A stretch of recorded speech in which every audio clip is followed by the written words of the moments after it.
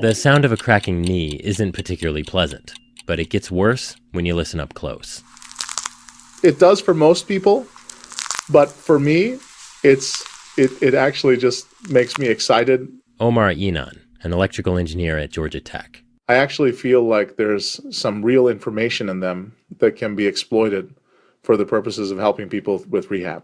Inan's experience with cracking knees goes back to his days as an undergrad at Stanford, where he threw discus. If I had a really hard workout, then the next day, of course, I'd be sore. But I would also sometimes feel that I would feel this basically catching or popping or creaking every now and then in my knee. A few years later, he found himself building tiny microphones at a high-end audio company.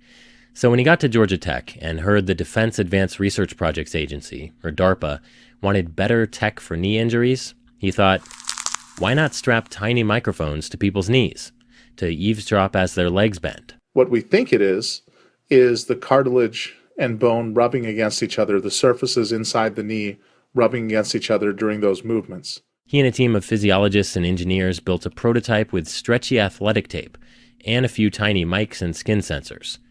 And preliminary tests on athletes suggest the squishy sounds the device picks up are more erratic and more irregular in an injured knee than in a healthy one, which Inan says might allow patients and doctors to track healing after surgery.